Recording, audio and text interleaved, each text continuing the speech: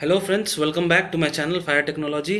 और आज हम बात करेंगे फेजेस ऑफ फायर के बारे में कि फेजेस ऑफ फायर क्या है। In my earlier videos I have mentioned about what is fire, what are the types of fire और what are the types of combustion. But ये वीडियो मेरा phases of fire के ऊपर रहेगा क्योंकि it is very important for all the fire fighters to know कि जब भी वो किसी भी फायर में जा रहे हो, कोई भी फायर को टैकल करने जा रहे हो, किसी भी फायर को एक्सटिंग्विश करने जा रहे हो, तो उनको पता रहना चाहिए कि मेरा जो फायर है वो कौन से फेज़ में है और हमें क्या क्या प्रिकॉशंस लेने हैं। तो let us start a topic phases of fire. Generally there are three phases of fire. तीन फेज होते हैं फायर के, first, second and third. First one is the incipient stage और third is the last stage, जिसके बाद बैकड्राफ्ट होने के chances होते हैं। बैकड्राफ्ट क्या है मैं आपको इस वीडियो में बताऊंगा कि बैकड्राफ्ट क्या होता है। तो सबसे पहले मैं स्टार्ट करता हूँ अपने पहले फेज़, दैट इज़ इंसिपिएंट फेज़ में। इस फेज़ में क्या होता है, आप कैसे आइडेंटिफाई करोगे कि ये इंसिपिएंट फेज़ है फायर का। तो सबसे पहले क्या होता है इंसिपिएंट फेज़ में फायर के, जो सीलिंग टेम्परेचर है, अगर एक रूम है उसमें अगर आग लगती है तो इनिशियली क्या होता है, बहुत ज़्यादा धुआं होता है। There is large amount of there is a large amount of smoke production with no flame और very little flame, negligible flame. Flame होता ही नहीं है इसमें, इस स्टेज में सिर्फ बहुत ज़्यादा स्मोक का प्रोडक्शन होता है। ये इंसिपिएंट स्टेज है। और क्या होता है, जो ceiling temperature is not above 37 degree Celsius. 37 degree Celsius के अंदर ही सीलिंग टेम्परेचर रहता है। और मेरा ऑक्सीजन कंटेंट है उस रूम का इज़ अराउंड 20 to 21%। तो ये मेरा इनिशियल या इंसिपिएंट फेज़ है फायर का। इसमें प्रोडक्ट ऑफ कंबशन क्या होते हैं, इसमें प्रोडक्ट ऑफ कंबशन में आपका वाटर वेपर आ जाएगा, कार्बन डाइऑक्साइड आ जाएगा, कार्बन मोनोऑक्साइड आ जाएगा, सल्फर डाइऑक्साइड हो जाएगा। ये कुछ प्रोडक्ट ऑफ कंबशन है इंसिपिएंट स्टेज ऑफ फायर में। सेकेंड फेज़ है जो जिसको हम लोग डिफ़ाइन कर सकते हैं कुछ ऐसे कि इस फेज़ में जो ऑक्सीजन कंटेंट है बिल्डिंग की या किसी भी रूम की जहाँ पे आग लगी हुई है, वो इट इज़ अराउंड 15 to 19%। ये 15 to 19% का ऑक्सीजन कंटेंट रहता है। और जो सीलिंग टेम्परेचर है, the ceiling temperature is above 537 degree Celsius. और इसमें भी product of combustion same as an initial phase में जो होता है, इंसिपिएंट फेज़ में होता है, water vapour, carbon dioxide, carbon monoxide या sulphur dioxide. Product of combustion कुछ ऐसा ही होता है। इस स्टेज में ही फ्लैश ओवर होता है, सेकेंड स्टेज में ही फ्लैश ओवर होना शुरू होता है। अब फ्लैश ओवर क्या होता है, फ्लैश ओवर एक टर्म है, उसका मतलब क्या होता है, flash over happens when a building and it's content, all the contents reaches the ignition temperature and complete burning occurs। जब भी किसी भी बिल्डिंग और उसके जितने भी कंटेंट है वो अपने अपने इग्निशन टेम्परेचर पे पहुंच गए हों और कंप्लीट बर्न स्टार्ट हो गया हो, that is called flash over. तो ये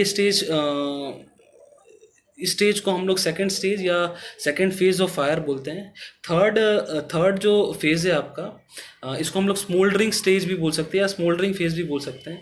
इसमें क्या होता है, the oxygen content of the building is between 15 to 16%। The temperature goes above 830 degree Celsius. 830 degree जो सीलिंग टेम्परेचर है that is above 830 degree Celsius, तो बहुत ज़्यादा टेम्परेचर होता है। There is a production of huge amount of dark smoke. और इसमें flame आपको नहीं दिखता है स्टेज में। और इस स्टेज के बाद ही बैक ड्राफ्ट होने का चांसेस होता है। अभी बैक ड्राफ्ट क्या है, ये हमारा थर्ड स्टेज हुआ। अभी बैक ड्राफ्ट क्या है, इस स्टेज के बाद बैक ड्राफ्ट कैसे होता है मैं आपको समझाऊंगा इस वीडियो के थ्रू। और बैक ड्राफ्ट होता क्या है, इसको आइडेंटिफाई कैसे करते हैं, इसको भी जानना बहुत ही ज़्यादा ज़रूरी है। जब भी किसी भी बिल्डिंग और उसका पूरा कंटेंट्स कंप्लीटली बर्न होना शुरू होता है और हमको पता है कि आग तीन चीज़ों से लगती है, दैट इज़ तीन कारणों से लगती है। मतलब 3 elements are there, fuel, heat and oxygen. अभी क्या है, फ्यूल है हमारे पास, हीट भी है हमारे पास, बट आग इतना लग चुका है बिल्डिंग में कि वो ऑक्सीजन का कंटेंट धीरे धीरे बहुत कम हो गया। जैसे मैंने बताया यहाँ पे आपका जो oxygen content is around 15 to 16%, तो बहुत ही कम ऑक्सीजन बची हुई है। तो तब क्या होता है, हीट है मेरे रूम में, फ्यूल भी है बट ऑक्सीजन नहीं है। अब सडनली जैसे ही ऑक्सीजन का एंट्रेंस होता है इस रूम में, तो जितने भी फ्यूल है वो जल्दी से जलने की कोशिश करते हैं। इसी कारण एक एक्सप्लोजन होता है जिसके कारण बहुत ज़्यादा नुकसान हो सकता है कोई भी फायर फाइटर को। इवन डेथ भी बहुत हुए बैक ड्राफ्ट के कारण।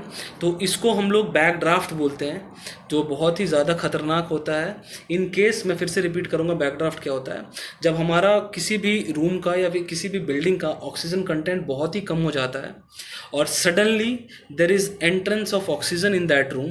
वो एंट्रेंस ऑक्सीजन का कैसे हो सकता है? सपोज आप फायर फाइटिंग करने गए हो, बहुत लंबे टाइम से वहाँ पे आग लगी हो बिल्डिंग में, और उसके अंदर बहुत ज़्यादा हीट हो, आपको बाहर से पता ना चले, और आपने सडनली आकर के दरवाज़ा खोला फायर फाइटिंग करने के लिए। जैसे ही आपने दरवाज़ा खोला या खिड़कियाँ खोली तो ऑक्सीजन का एंट्रेंस होता है। जैसे ही ऑक्सीजन अंदर आता है तो जितने भी फ्यूल है वो फिर से जलने की कोशिश करते हैं, और इसी कारण एक एक्सप्लोजन होता है जिसको हम लोग बैक ड्राफ्ट बोलते हैं, जिससे हर फायर फाइटर को हमेशा सावधान रहना चाहिए। बहुत ही प्रिकॉशंस के साथ बहुत ही टैक्टफुली इस फायर को टैकल करना पड़ता है।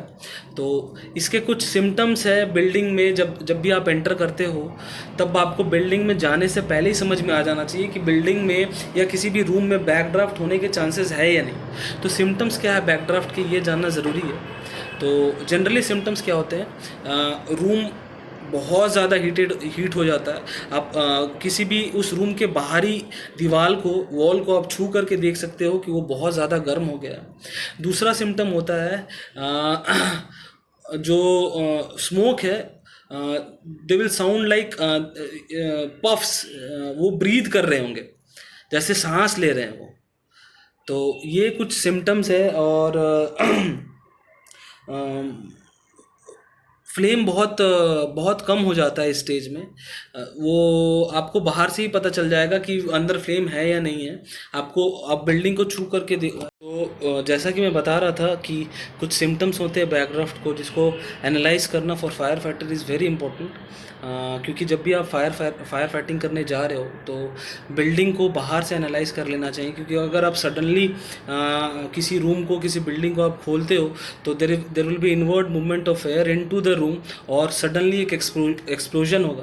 क्योंकि सारे जो अनबर्न फ्यूल्स है वो जलने की कोशिश करेंगे और सडनली एक एक्सप्लोजन होता है, जिसको हम लोग, जैसा मैंने बताया, जिसको हम लोग बैक ड्राफ्ट कहते हैं। तो सिम्टम्स कुछ ऐसे हैं बैक ड्राफ्ट के।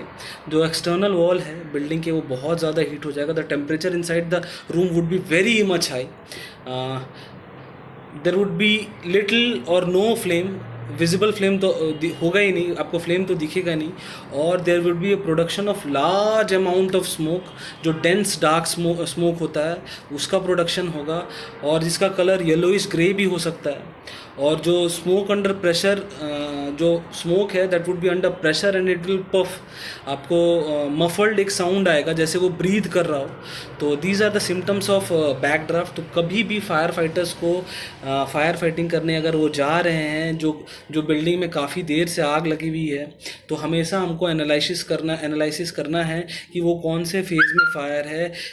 एक्स्ट्रा प्रिकॉशंस हमको लेने हैं, पीपीज़ लेना है, मुझे रेडी रहना है हर चीज़ के लिए। तो अगर हमको पता रहेगा कि कौन से फेज़ में फायर है तो हम उस हिसाब से अपना प्रिकॉशंस ले पाएंगे और अच्छे से सेफली फायर फाइटिंग कर पाएंगे।